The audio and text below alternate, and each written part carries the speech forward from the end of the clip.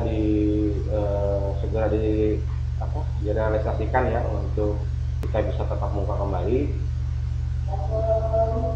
menggunakan protokol COVID. Setidaknya kalaupun masuk kita bisa atur nanti, misalkan seharinya itu ada 10 anak, kemudian bergantian hari berikutnya 10 lagi, jadi tetap bisa masuk sekolah untuk praktek. Karena kalau misalkan kita menggunakan media daring seperti ini sedikit kurang efisien ya, karena ini kita praktek gitu. Paling nanti pada saat kita pakai programnya, nanti Bapak akan kirimkan softwarenya untuk kalian download, itu nanti sudah disiapkan sekolah. Jadi untuk software aplikasinya untuk membuat program akan diberikan, tapi untuk saat ini kita karena awal pertemuan, jadi banyaknya materi dulu, banyaknya teori dulu, nanti baru kita ke prakteknya.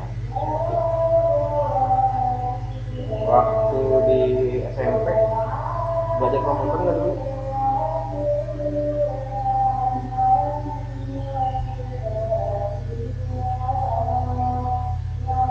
Aida, coba Aida. Aida sekolah di mana Aida? SMP?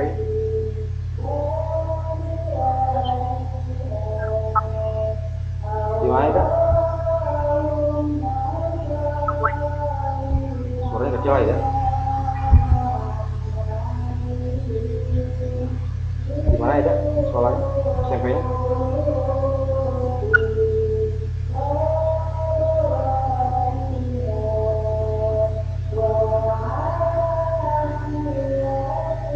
Di sana ada pelajaran komputer nggak dulu?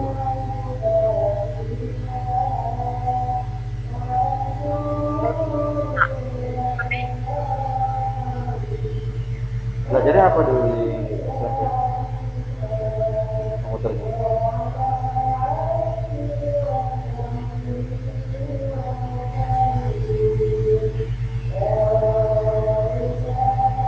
Apa ya?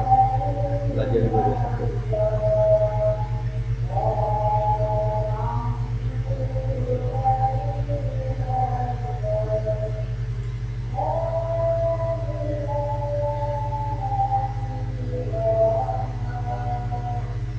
Office ya, office pengetikan ya, Word ya, itu ya di SMP. Coba siapa yang SMP-nya di Putra Pakuan?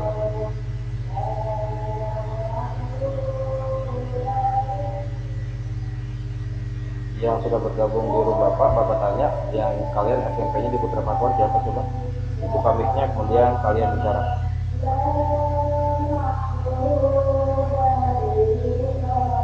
Siapa? Azhar ya? Suara mic-nya kecil, Zar.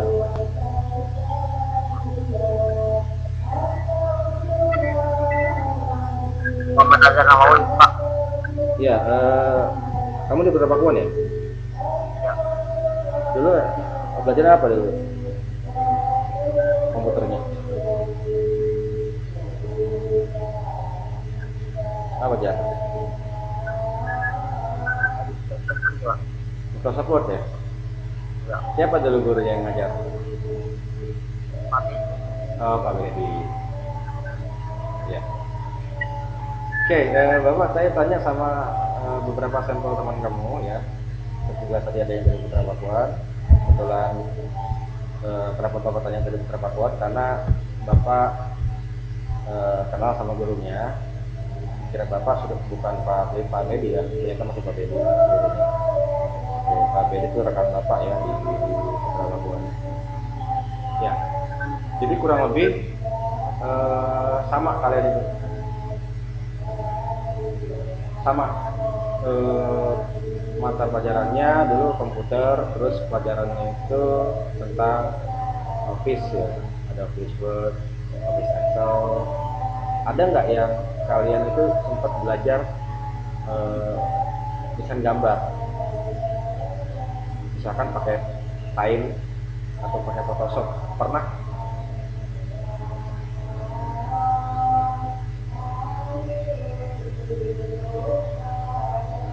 ada ya. Jadi semua masih apa, masih Microsoft Word ya, Office ya betulnya ya. Oke.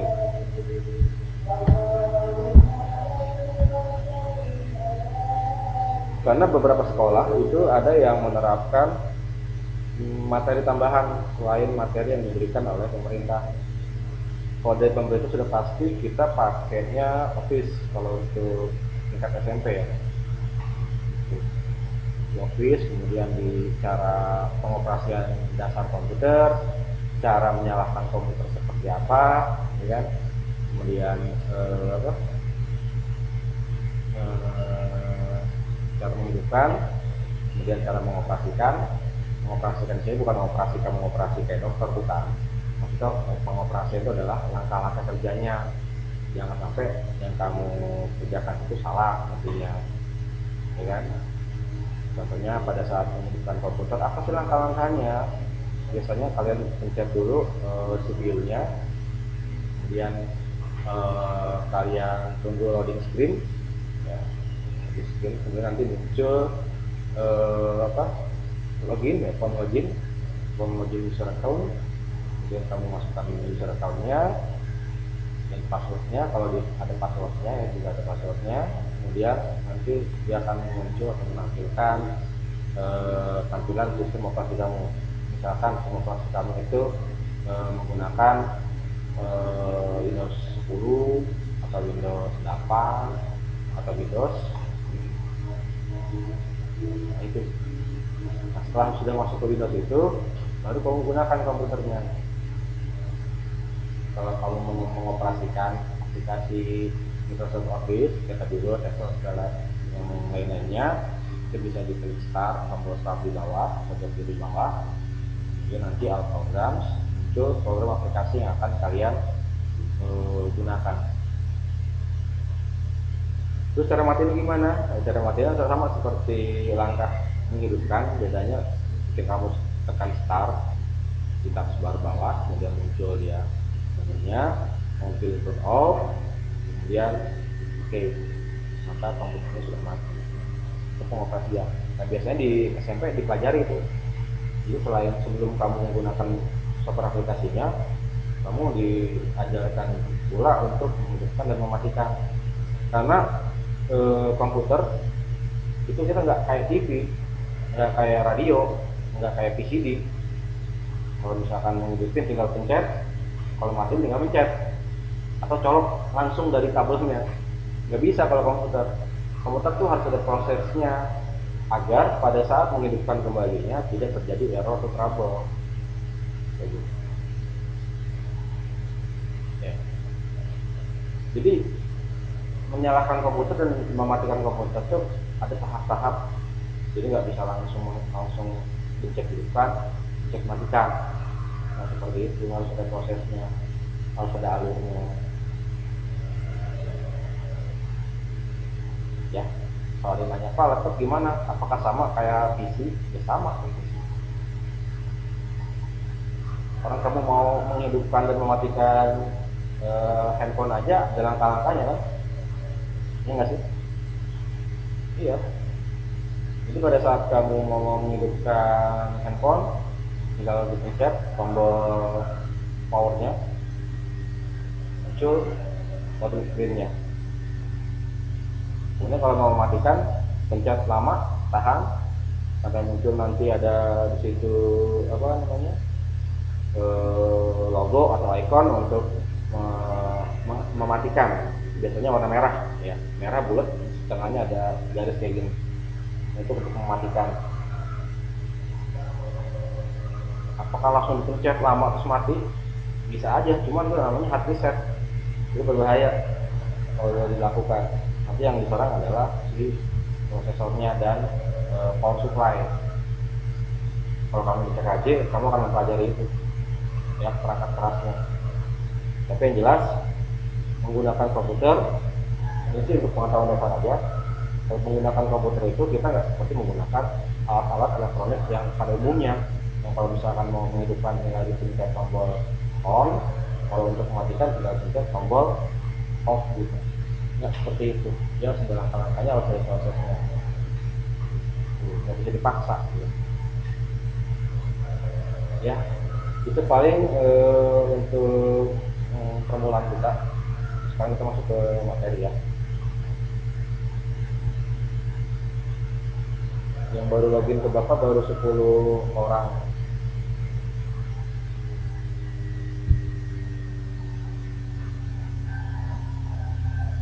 Ntar Bapak absen dulu.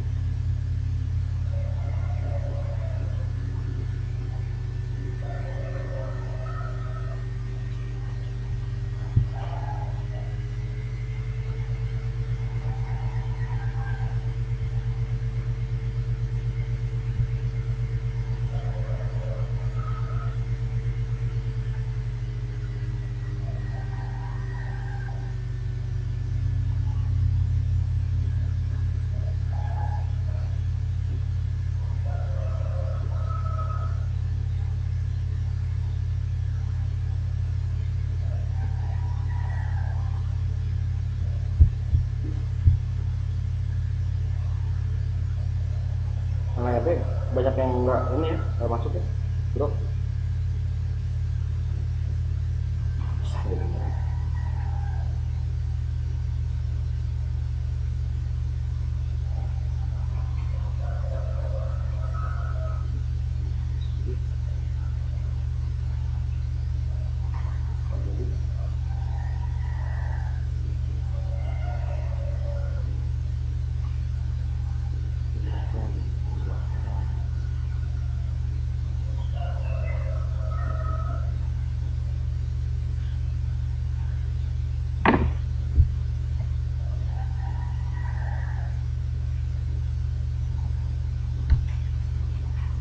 Ya kita mulai materinya, silahkan lihat screennya. Bapak akan share screen untuk pembahasan materi di pembelajaran pemrograman dasarnya ya.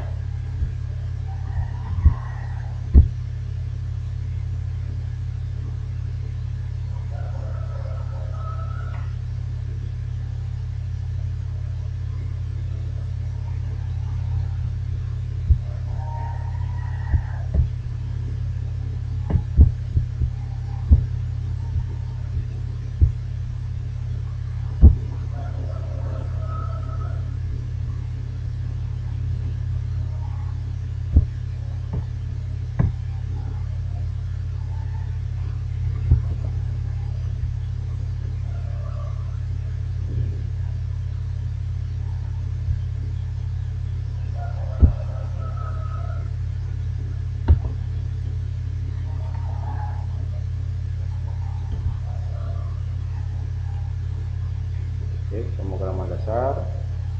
Materi kita pengantar pemrograman dasar. Ya.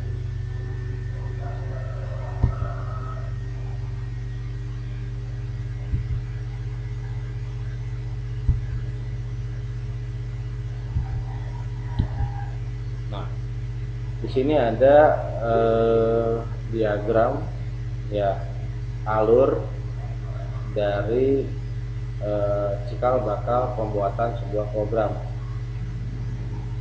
Program itu dibuat atau diciptakan untuk memudahkan manusia dalam melakukan suatu pekerjaan, baik satu pekerjaan maupun pekerjaan yang lebih dari satu pekerjaan atau satu fungsi.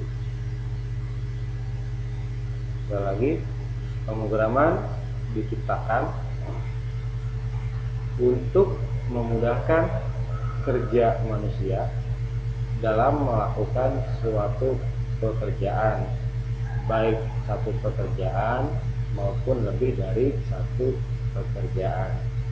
Contohnya tadi Bapak sampaikan di awal pertemuan ya, tentang kalian belanja di Indomaret atau di Alfamart. Jadi pada saat kalian datang ke kasir, barang-barang kalian semua di scan barcode-nya, muncul di situ harga dan mereknya. Kalau scanning barcode-nya rusak, nanti si kasir bisa memasukkan nomor ID dari barcode-nya itu secara manual. Nah, barcode ID itu ada di bawah barcode-nya. Biasanya di bawahnya itu ada angka. Nah, itu yang akan dimasukkan oleh si petugas petugas Indomaret.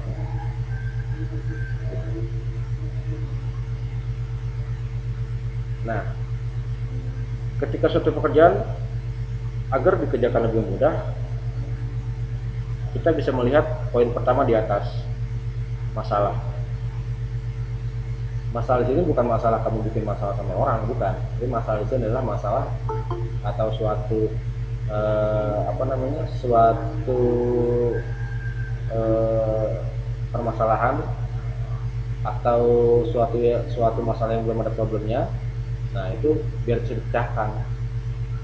Ya tadi kan di kasir itu kalau nggak ada pemrograman di dalam komputer kasirnya, itu pasti kamu ngitung manual kan.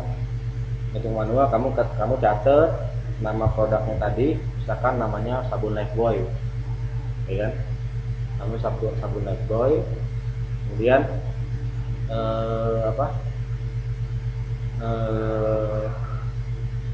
harganya berapa, mereknya apa gitu. Terus nanti barang keduanya apa, misalkan barang keduanya sabun, tadi ada sampo Lifebuoy sama pasta gigi, ya kan? Itu kamu nulis manual pakai buku. Terus ngitungnya juga manual. Ngitung manual tuh bisa menggunakan ngitung pakai tangan atau pakai otak kamu sendiri, ya, atau menggunakan alat bantu kalkulator. Baru ketahuan tuh harganya berapa. Bayangkan kalau misalkan kasir Indomaret itu masih menggunakan metode itu. Jadi ketika kamu bayar itu, si kasirnya bawa buku gede, terus dia itu nyatet semua barang yang kamu beli dari merek sama harganya. Habis itu nanti akan dihitung pakai kalkulator, kemudian ditulis nanti total harganya berapa.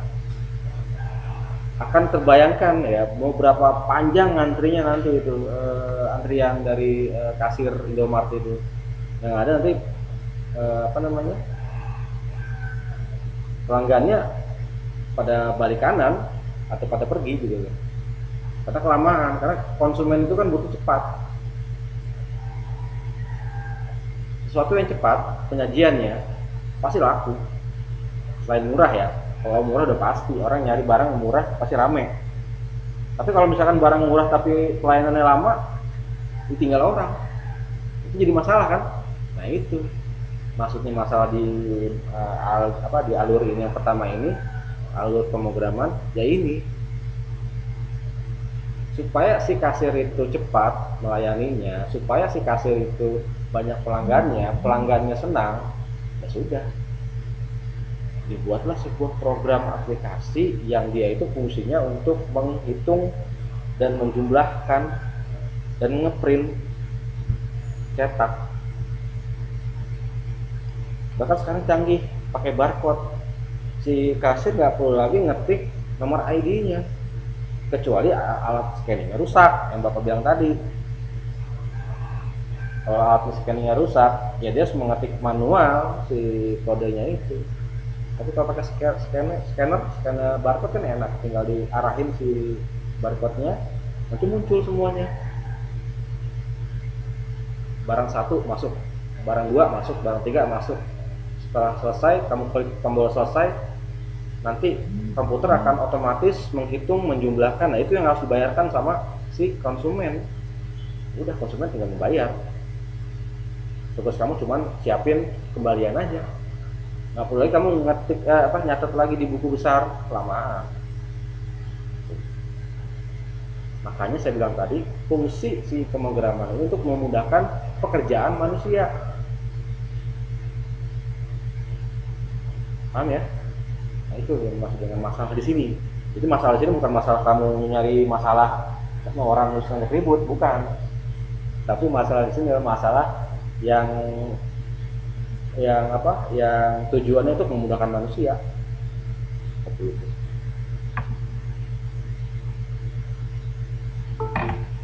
Kemudian yang kedua adalah analisa masalah. Analisa setelah masalah ada, Tadi kan masalahnya di kalau di kasir kan kelamaan ya kalau kita nulis. Ambil tuh. Kemudian analisanya. Nah, ini diapain ini supaya bisa nanti apa namanya? Supaya gampang, supaya apa namanya? Supaya kita kalau mau apa namanya? Kalau kita mau ngitung barang cepat. Nah, itu kita analisa tuh. Pertama dari apa namanya?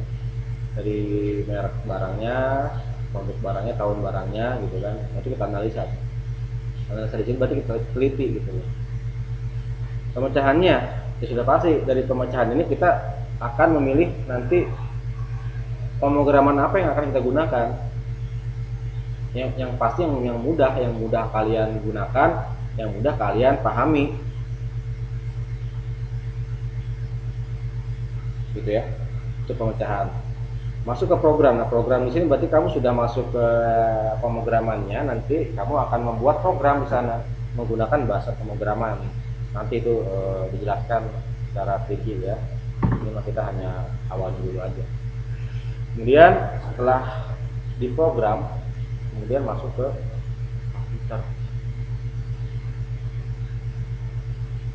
Di sebelah kanan itu bisa dilihat di sini ada brainware, ada software, ada hardware.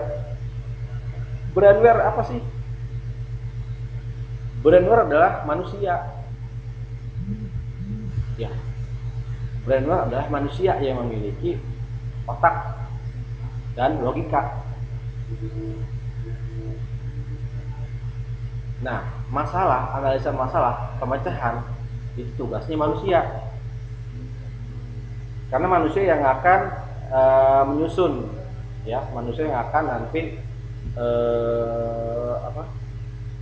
menganalisa sampai nanti sudah dapatkan rumusan masalahnya, sudah didapatkan kesimpulannya, baru nanti dimasukkan ke program.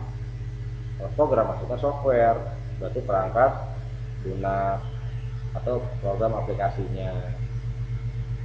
Nah, setelah itu kita butuh komputer sebagai perangkat kerasnya atau hardware. Apakah komputer termasuk jenis dari hardware? Termasuk. Ini perangkat keras. Tanpa adanya perangkat keras ini, aplikasi nggak bisa digunakan. Akal manusia pun tidak bisa dipecahkan. Seperti itu. Ya. Jadi ini adalah struktur organisasi atau bagian dari pemrograman. Jadi di situ ada masalah, ada analisa masalah, ada pemecahannya, ada program sebagai softwarenya, komputer sebagai hardwarenya. Kalau masalah itu yang dibuat oleh manusia. Dari mana masalah itu kita cari? Kayak tadi contohnya kasir ya. Gimana supaya kita cepat nih, supaya nggak ribet, supaya kita nggak nyatet, nggak ngitung gitu kan, terus nggak banyakin buku, udah jadi pakai komputer. Nah, itu adalah sebagai pemecahannya gitu. Baru masuk ke software dan hardware untuk dieksekusi.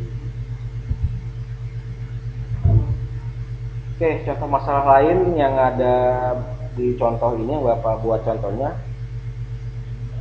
Tinjau sebuah masalah sederhana, yakni mempertukarkan isi dari dua buah gelas. Gelas A berisi air kopi dan gelas B berisi air susu. Kita ingin mempertukarkan isi kedua gelas itu sedemikian hingga gelas A akan berisi air susu dan gelas B berisi air kopi. Nah, ini gimana nih masalahnya supaya si gelas ini kita tukar. A itu kan berarti kan dia kopi ya, B itu susu. Bagaimana cara supaya si A ini jadi susu, si B ini jadi kopi? Nanti hasilnya seperti yang gambar di kanan.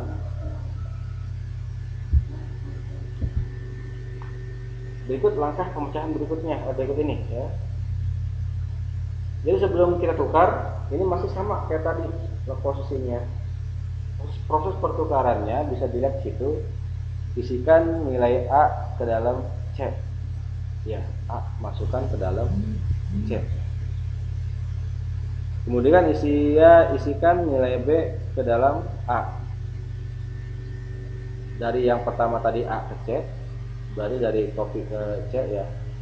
Kemudian isikan B ke dalam A. Kan tadi kosong tuh yang A, kita masukkan ke gelas C, ya kan? Nah, gelas isi dari B kita masukkan ke A, sehingga si A jadi apa tuh? Susu, kayak tadi kopi, ya kan? Kemudian yang ketiga, isikan C ke dalam B. C tadi gelas C yang isinya kopi itu kita masukkan ke B, sehingga yang tadinya A adalah kopi dia jadi susu, yang B jadi kopi. Berarti pemecahannya gimana? Kita tinggal tambahkan satu gelas, yaitu gelas C. Nah, itu adalah penyelesaian masalah. Kan tadi di sini cuma ada 2 gelas nih, jadi kan A sama B. Nah, supaya bisa jadi kopi ini gimana? Bisa jadi kopi, jadi susu jadi kopi, itu gimana caranya? Ya kalau kita cuma mikirnya 2 gelas ini ya nggak akan kepikir-pikir. Masa mau dicampur, nggak mungkin. Jadi kopi susu nanti kan? Iya. Kan dimintanya ini harus kopi jadi susu, susu jadi kopi. Bukan kopi dicampur jadi kopi susu. Nah, kalau kalian mikirnya cuma 2 gelas ini pasti nggak akan ada pemecahan. Sama aja kayak kamu ingin buang air. Ya kan, buang air besar lah katakanlah. Ya yang paketnya habis nggak apa-apa, boleh keluar. Nanti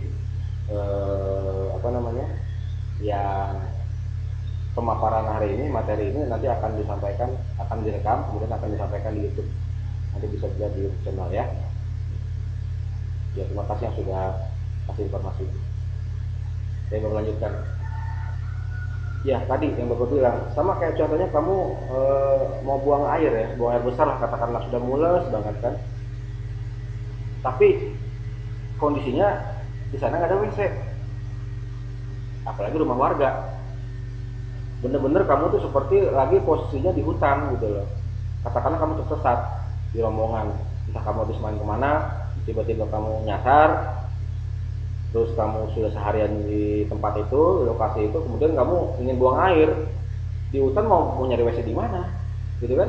Pasti otak kamu berpikir ekstra, ini gimana caranya, gitu kan? Kalau saya nyari WC mau sampai kapan? Mau saya buru buang air di celana kan nggak mungkin, ya kan? Kalau kamu tetap berpikir ideal harus nyari WC, ya udah kamu langsung buang air di celana, jadinya kan. Akhirnya apa? Akhirnya ada perpecahan. Yang namanya di hutan pasti ada sungai, selalu ada sungai. Kamu cari aliran sungai yang ada di sana, kamu eksplor hutan itu sampai ketemu kali, ya udah kamu selesaikan di sana gitu. Buang air besar di sana, ya kan? Sudah bisa dibuang, kemudian bisa dibersihkan juga. Dibanding kamu dengan berpikir ideal terus, berpikir idealis, saya pengen nyari WC, saya pengen nyari rumah warga, saya pengen nyaman, ya gak akan nyaman-nyaman perut kamu gitu loh. Nah, jadi solusinya adalah kamu cari sungai yang mengalir. Karena di hutan pasti ada sungai, selalu ada sungai. Ya, nah itu. Maka terpecahkan. Sama seperti ini gelas. Kalau kamu mikir cuma gelas A sama gelas B, ya nggak akan sampai gitu. Masalah itu nggak akan selesai. Ya, butuh pemecahan. Gimana? Itulah otak kamu berpikir, logika kamu terasah. Daripada pusing-pusing, saya ambil aja gelas lagi, jadi gelas C. Ya udah, saya tinggal masukin susu ke gelas C, ya. Kemudian gelas A kopi dimasukkan ke gelas B, ya kan? Jadi si B itu tadinya kopi jadi susu, terus si A ini kosong, kita masukin dari C ke A, jadi kopi dia kayak gini pemecahannya, ya kan? Sederhana kan? Sangat sederhana. Nah, inilah makanya awal pertemuan kita harus kuat di sini. Jadi mengasah logik kamu, mengasah logika, mengasah otak kamu supaya berpikir cepat, berpikir alternatif gitu loh. Jadi nggak cuma ketika kamu di stop sama polisi, kamu pasrah aja gitu, ya kan? Di apa namanya, di stop polisi, kamu pasrah, kamu ditilang, kamu pasrah. Terus kamu tanya dulu, Pak, kesalahan saya apa? Nanti polisi pasti akan menjelaskan. Oh, kamu tidak ada helm. Oh, silakan Pak, tilang saya. Berarti emang yang salah saya.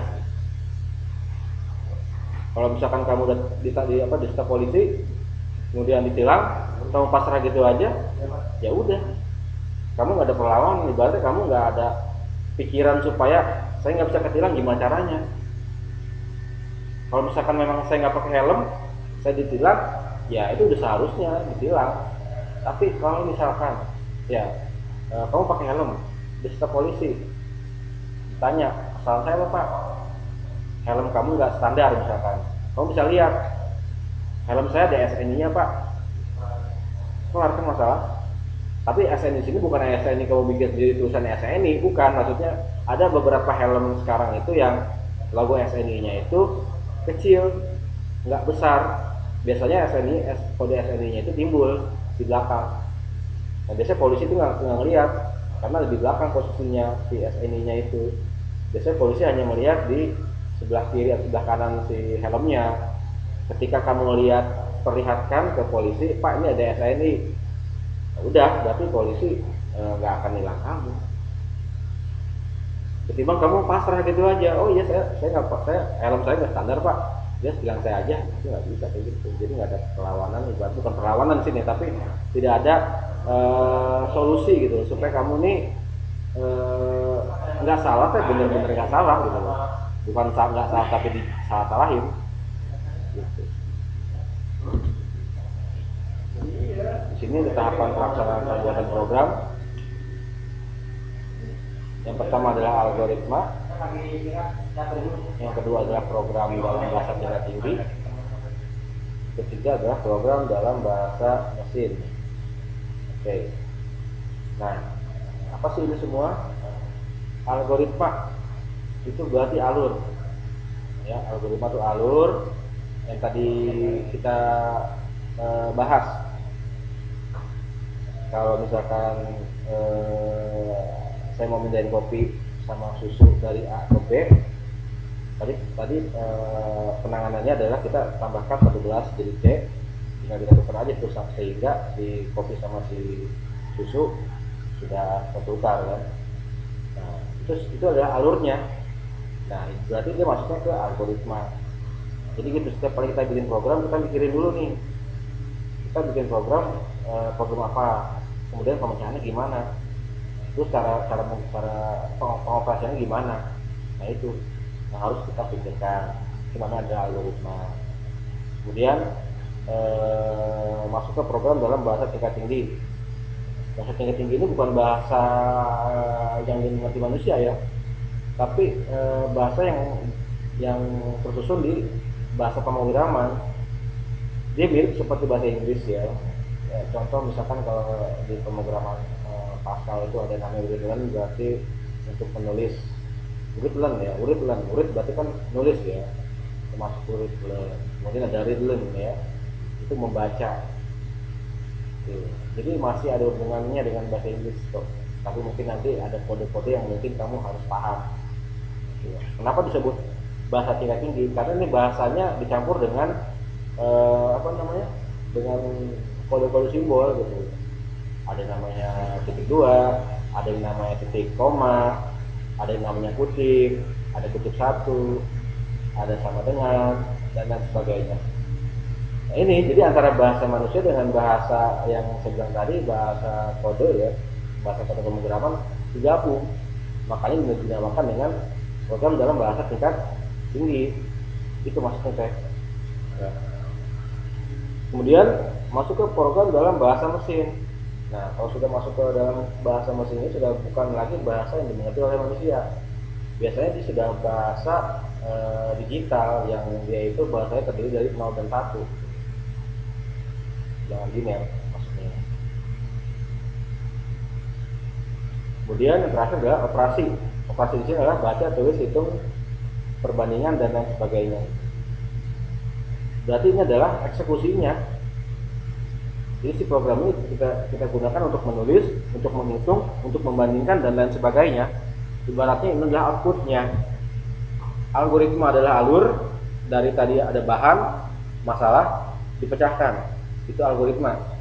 Program dalam bahasa tingkat tinggi itu adalah kita kemas ke dalam bahasa pemrograman agar si si algoritma kita yang kita buat, yang kita desain itu di kepala kita bisa terrealisasikan ke dalam sebuah program. Kemudian masuk ke program dalam bahasa mesin, nanti dari yang sudah kita buat masuk ke dalam bahasa mesin, kemudian outputnya adalah yang tadi baca, tulis, hapus, perbandingan dan lain sebagainya. Itu outputnya. Istilah atau bahasanya teh istilah asing lah, yang tapi di program ini harus kamu pahami maksudnya. Di sini adalah program berisi urutan langkah-langkah penyelesaian masalah. Program ditulis dengan menggunakan bahasa pemrograman. Orang yang membuat program disebut program atau programmer. Kegiatan merancang dan menulis program disebut pemrograman. Paham ya? Jadi program itu banyak pengertian. Ada program, ada bahasa pemrograman, ada programmer atau pemrogram, ada pemrograman. Itu beda-beda. Jadi istilah dalam pemrograman itu di sini Bapak contohkan ada 4, dan 4 ini berbeda. Maksudnya itu beda. Kalau program berarti dia berisi urutan langkah-langkah, atau program itu adalah suatu aplikasi yang akan kita kembangkan nanti atau kita buat. Kalau program yang ditulis dengan menggunakan bahasa pemrograman, ya berarti namanya bahasa pemrograman. Kalau orang yang membuat program disebut pemrogram atau programmer. Jadi si pelakunya itu kamu sebagai pemrogram atau programmer. Dan kegiatan merancang dan menulis program disebut pemrograman. Kalau pemrograman berarti cakupannya semua ini di 3 ini, di program, kemudian di bahasa pemrograman dan si pemrogram. Jadi disimpulkan jadi pemrograman. Ya. Apa itu algoritma? Nah, yang tadi Bapak sampaikan ya. Jadi urutan-urutan langkah untuk memecahkan masalah. Kemudian Kamus Besar Bahasa Indonesia, apa sih algoritma itu? Adalah urutan logis dan pengambilan putusan untuk pemecahan masalah. Yang tadi Bapak sampaikan di awal, masalah kasir, terus masalah kamu BAB ya kan, di hutan dengan solusinya. Kemudian dengan tadi kopi, 2 cangkir tambah lagi 1 cangkir sehingga cangkirnya bisa saling bertukar isinya. Nah, itu pemecahannya. Jadi algoritma diwujudkan dalam bentuk program komputer. Jadi si algoritma yang kita rancang tadi, yang sudah kita ibaratnya sudah kita desain lah secara kasar di otak ataupun di kertas, kita coret-coret. Nah, nanti kita aplikasikan ke bentuk program komputer dengan bahasa pemrograman yang akan kita gunakan. Ciri algoritma, ya di situ ada finitins ya, atau jumlah langkah dalam algoritma harus terbatas. Definitiveness, setiap langkah harus didefinisikan secara tepat, tidak boleh membingungkan atau ambigus. Ambigus disebut ambigu. Kalau di bahasa Indonesia ambigu itu adalah sesuatu yang tidak jelas, ambigu ya. Input, sebuah algoritma memiliki 0 atau lebih input yang diberikan kepada algoritma sebelum dijalankan. Kemudian output, sebelum algoritma memiliki 1 atau lebih output yang biasanya bergantung kepada input. Kemudian effectiveness, setiap algoritma diharapkan memiliki sifat efektif. Ini penting, silahkan kalian screenshot ya di layarnya, di layar handphonenya.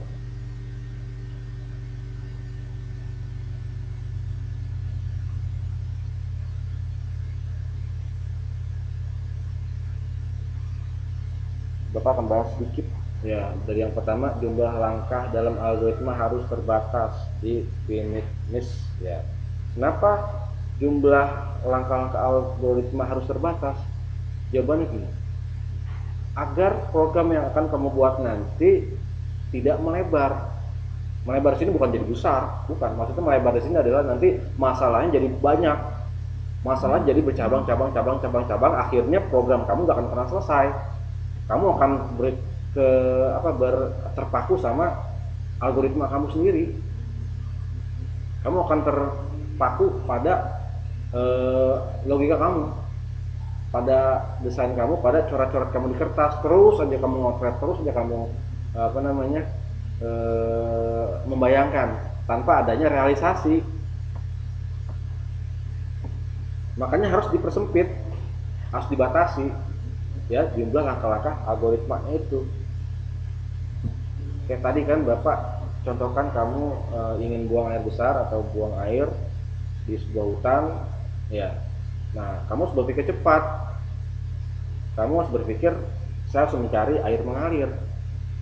Karena pasti di hutan itu pasti ada air. Ya. Coba kalau kamu pikirnya luas nih, mikirnya istilahnya nggak ada batasan, pasti banyak. Apakah saya harus buang airnya di di lubang di tanah seperti kuping gitu kan? Terus apakah saya harus ngumpet-ngumpet di semak-semak dan lain sebagainya? Akhirnya apa? Akhirnya kamu tidak bisa buang air, gitu. Akhirnya kelamaan kamu merancang gimana cara buang air, jadi perasaan ingin buang air besar jadi hilang. Kan jadi masalah kan? Masalah yang belum terselesaikan malah jadi masalah baru. Apa? Masalah kesehatan. Jadi kamu kembung nanti, nggak dibuang kotorannya di kembung, ya kan? Nanti nggak bisa jalan. Nama masalah baru. Makanya dipersempit tapi bisa menyelesaikan masalah. Gitu. Ya. Kemudian definitivitas, setiap langkah harus didefinisikan secara tepat, tidak boleh membingungkan atau ambigu. Jadi setiap keputusan, setiap kesimpulan itu harus jelas dan tepat, dan harus satu permasalahan, satu pemecahan. Jangan sampai pemecahannya jadi beragam. Kayak tadi misalkan kopi ya dan susu. Itu kita mau mindahin gelas susu ke gelas kopi ke susu.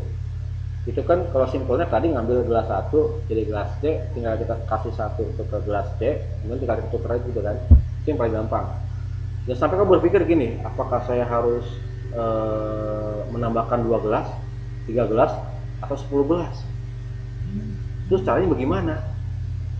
Kalau saya sudah sediakan gelas misalkan 10, terus mau diapain gelas ini?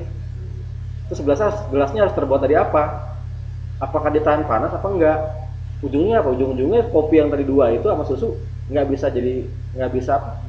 bisa tertukar. Ujung-ujungnya ya nggak kerja kamu. Mau sampai 10 jam seharian pun si gelas kopi dan gelas susu tetap pada posisi yang pertama. Yang A itu adalah kopi, yang B adalah susu. Mau sampai 10 hari pun kalau kamu masih memikirkan langkah-langkahnya, itu tetap nggak akan bisa tertukar, nggak akan ada permasalahan. Jadi membuat ambigu gitu ya. Input. Sebuah algoritma memiliki 0 atau lebih input yang diberikan kepada algoritma sebelum dijalankan. Nah, input di sini berarti masukan, ya. Jadi memiliki 0 atau lebih input yang diberikan kepada algoritma sebelum dijalankan. Jadi kita harus memikirkan yang diinput apa nih agar bisa disimpan di program nanti, disimpan kemudian diproses, ya kan, dan diberikan kepada konsumen. Berarti yang pertama kalau misalkan kita tadi kopi ya, berarti ya inputannya adalah pertama gelas C, kemudian kopi dan susu ya. Inputannya sekali lagi untuk tadi masalah di gelas, pertama adalah gelas C atau gelas ketiga, yang kedua dan susu, yang ketiga adalah kopi. Nah, ketika itu diinputkan, jadilah kopi, dan jadilah susu. dan si susu itu kita tukar posisinya dengan menggunakan gelas C, ya kan? Jadi inputan di sini ada 3. Dari 3 inputan ini kita proses. Tadi prosesnya, kalau gelas A dikasih kopi, gelas B dikasih susu, input kan. Kemudian kita kasih lagi gelas C untuk apa namanya, solusi. Kita masukkan susu ke C, A ke susu, C ke kopi. Nah, itu adalah solusi pemecahannya. Kemudian output. Sebuah algoritma memiliki satu atau lebih output yang biasanya bergantung pada input. Ya. Jadi sebuah algoritma memiliki satu atau lebih output yang biasanya bergantung pada input. Nah, iya tadi. Misalkan tadi kopi ya. Saya minta tadi gelas itu ditukar posisinya. Berarti kan tinggal saya inputkan saya ingin tukar kopi jadi susu, susu jadi kopi, ya kan? Kemudian si program itu memproses, tinggal tukar aja tuh kopi jadi susu, susu jadi kopi. Inputannya ada 2, berarti gelas A jadi kopi, gelas B jadi susu. Inputan. Kemudian inputan keduanya berarti adalah gelas C, ya kan? Saya pengen gelas C ini isinya susu, berarti dari gelas B yang tadi isinya susu tinggal kita masukkan aja ke gelas C, jadi gelas C adalah susu. Terus saya pengen gelas A isinya susu, berarti gelas A dipindahkan ke gelas B, gelas C tadi yang isi susu kita kasih ke gelas A, ya jadilah inputannya gelas A susu. Terus saya pengen lagi susu yang di gelas A kembali lagi ke gelas B. Nah, berarti gelas B yang tadi isinya kopi kita kasih atau kita tuangkan ke gelas C. Kopi yang ada di susu yang ada di gelas A kita masukkan kembali ke gelas B. Jadi gelas B adalah susu. 3 inputan, 3 input dan output dan 3 output juga. Itu maksudnya. Kemudian yang kelima, effectiveness ya. Setiap algoritma diharapkan memiliki sifat efektif. Sudah pasti harus efektif. Efektif ini berarti final ya. Artinya inilah output yang diinginkan dari user yang meminta lewat input. Kalau misalkan kamu pengen kopi di gelas A, ya saya kasih kopi, itu saya kasih ke kamu. Dapat kan? Nggak mungkin kamu pengen kopi tapi saya kasih susu. Nah, itu nggak efektif. Efektif di sini berarti sesuai dengan permintaan dari customer atau permintaan dari pelanggan atau pengunjung. Kalau nggak sesuai, nggak efektif, ya pasti pelanggan akan pergi. Itu ciri dari algoritma.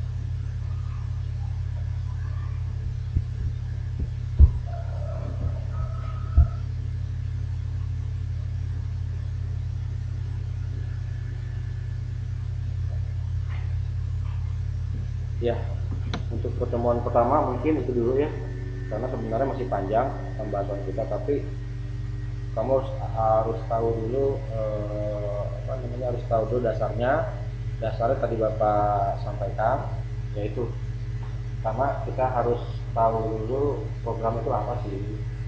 Setelah kita tahu program itu apa, kemudian kita harus tahu alur-alur dalam pembuatan program.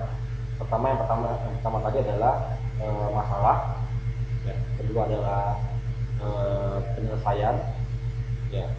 Kemudian yang ketiga adalah bahasa tinggi. Kemudian yang keempat adalah bahasa mesin, dan yang kelima adalah output yang dihasilkan. Masalah banyak ya, bisa kita cari untuk kita jadikan sebuah program. Misalkan kamu ingin membuat kalkulator sederhana, nah, bisa, nanti kita akan pelajari nanti ke kalian gimana cara membuat program sederhana dari kalkulator. Itu bisa digunakan ya. Jadi seperti itu. Ini dulu materi yang Bapak sampaikan, karena jam Bapak sudah habis ya. Mungkin ada pertanyaan, silakan. Pelajaran apaan, Pak?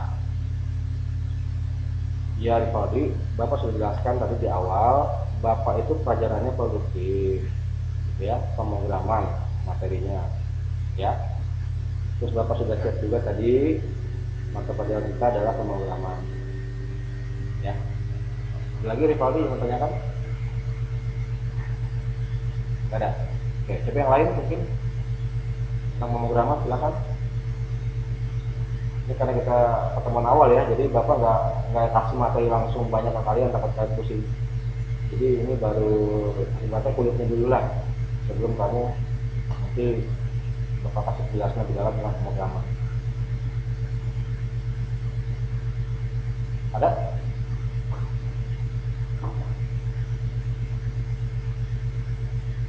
Tidak ada ya? Oke, kalau tidak ada, Bapak akan kasih kalian tugas. Ya, tugasnya Bapak diktekan ya. Bapak diktekan. Kalian siapkan alat tulisnya di buku latihan ya. Sekarang coba disiapkan bukunya.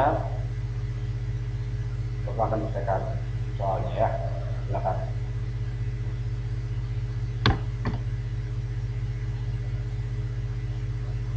Sudah? Sudah belum?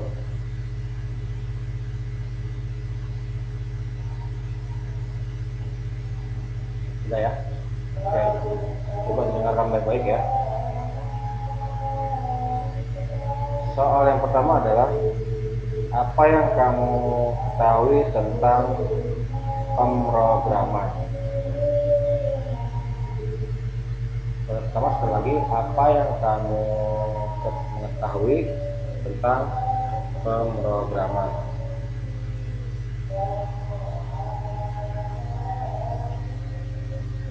Nomor 2, sebutkan dan jelaskan jenis-jenis bahasa pemrograman. Sebutkan dan jelaskan jenis-jenis pemrograman.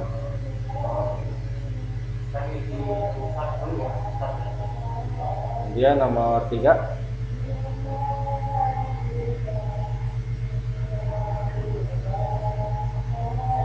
jelaskan pengertian dari titik 2 A. Pemrograman. B. Bahasa pemrograman. Apa yang B? Bahasa pemrograman.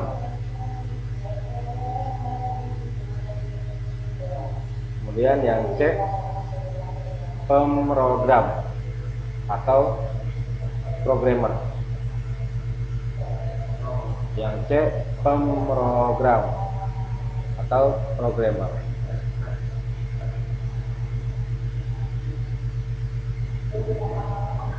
Ya, 3 soal aja ya, nanti kalian buat di buku latihan, nanti jawabannya ada di bawah soal yang tadi kamu tulis, kamu kerjakan, nanti kalian foto tugasnya, kemudian kirim ke WA WhatsApp Bapak ya. Sudah ada kan nomor Bapak ya kemarin ya?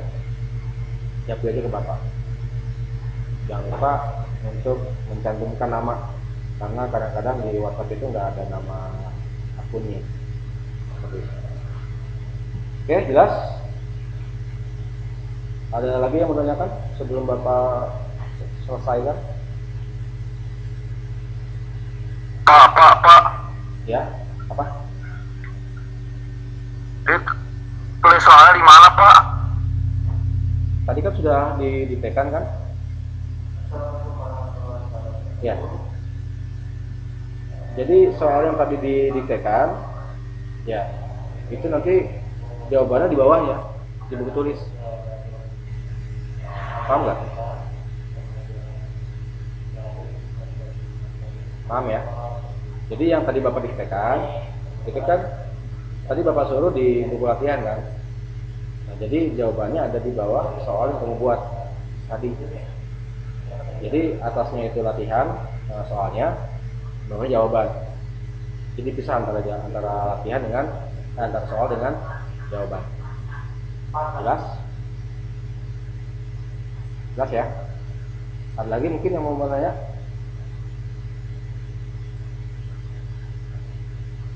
Tidak? Oke, kalau tidak ada, nanti Bapak tunggu hasilnya. Bapak tunggu nanti jawaban kamu itu hari ini, ya, pukul 13.00 atau jam 1 siang. Ya, nanti Bapak tunggu sampai jam 1 siang hari ini.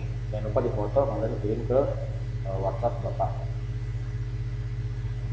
Jelas? Oke, kalau sudah jelas, lewat pertemuan kita kali ini. Sampai ketemu lagi di Jumat depan dengan pemaparan yang lebih dalam lagi tentang pemrograman. Oke, karena hari ini kita pertama kali tetap muka secara online, jadi Bapak hanya kasih sedikit materi agar kamu tuh tidak tidur pusing dengan materi pemrograman. Oke, cukup dari Bapak. Terima kasih. Sampai ketemu lagi minggu depan. Assalamualaikum warahmatullahi wabarakatuh. Waalaikumsalam. Waalaikumsalam warahmatullahi wabarakatuh.